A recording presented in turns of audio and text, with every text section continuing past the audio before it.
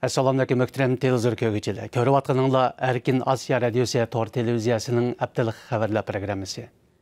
Mazkur programmamizda o'tgan bir hafta jarayonida yuz bergan Uyg'urlarga munosabatlik ba'zi muhim voqealardan ma'lumot beramiz.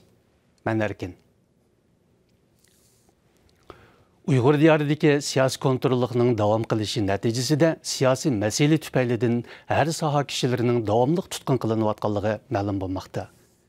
Ahvol egallash jarayonida Uyg'urlar diyorida bir qadar zo'r obro' qozongan Do'lan O'qatchilik kasbiy shirkatining qonuniy vakolatchisi Abduxelil Obulqosimni Xitoy doiralarining elib ketganligi ma'lum bo'ldi. Shuning bilan birga Fayzovatdagi ahvolni aniqlash davomida Shaptul yezisidagi diniy zot Olim Hasanning buningdan 2 yil ilgari 7 yillik qamoqqa hukm qilinganligi oshkorlandi. Ma'lum bo'lishicha, u o'z yezisidagi Uyg'urlarga Xitoyning paxtasini terib pul tepish harom deganlik uchun qo'lga olingan. Taylandning chegara bo'yidagi tutib turish o'rnida qamoqda turayotgan Uyg'ur tutqunlaridan 20 kishi dushanba kuni tong saharda qochib ketgan. Turmadan qochgan bu Uyg'urlar Malayziyaga o'tib ketgandan keyin hozirga qadar 8 kishi tutilib qolgan. Malayziya va Tayland soqchi doiralari qolgan Uyg'urlarni davomli izlamoqda ekan. Dünya Uyghur Qurultayının Ali rəhbəri Rabia Qadri xanım bu vaqtda söz qilib, bu Uyg'urlar Xitoyning zulmi tufaylidan sirtqa qochishga majbur bo'lganlar. Shunga ularni Xitoyga qaytarib berishga qat'iy bo'lmaydi dedi. Uyg'ur diyoridagi qattiq ta'qibning bir ro'shan ifodasi tarbiyalash markazi nomidagi yig'ilish o'rinlarining ko'plab ichilishi va bu joylarga texmi ko'p Uyg'urlarning solinishi bo'lmoqda. Muxbirimizning ahvol egallashi jarayonida Yo'pirg'i noyisining o'zida 10 mingdan 20 minggacha kishining bu xil markazlarda bir necha oydan buyon siyosiy o'rganish qilishga solanganligi oshkorlandi. To'qqizoqning Buloq suv yezisidan ahvol egallash jarayonida bir yezining o'zida 2500 dan ortiq kishining qamoqqa hukm qilinganligi, 800 necha kishining yepiq tarbiyalash markazida o'rganishga qatnashayotganligi oshkorlandi. Ma'lum bo'lishicha, Xitoy hukumatı cho'ng sonliq ma'lumot nomida barpo qilib chiqqan elektronlik sistema fuqarolarning barliq xususiy aloyidligi ham xususiy uchurlarni o'ziga to'plamoqda ekan.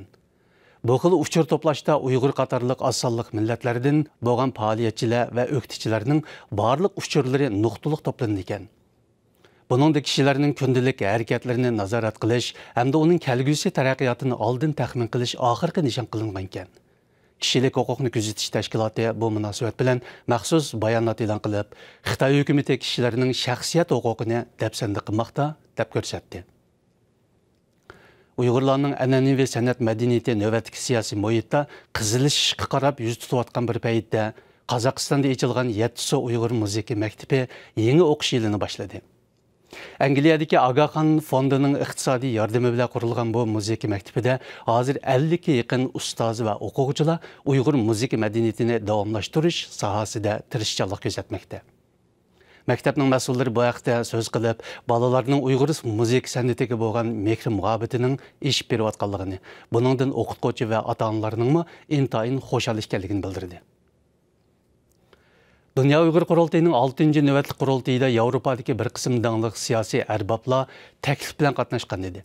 Ular bu jarayonda Uyg'urlar navbatda duch kelayotgan zo'r siyosiy besimlar haqida so'z qilib, Uyg'urlarning mustabidlikka qarshi siyosiy kurashlarini qo'llaydiganligini bildirdi. Ular bu haqda so'z qilib, Uyg'urlar hozir dunyodagi eng mustabid rejim ostida yashamoqda.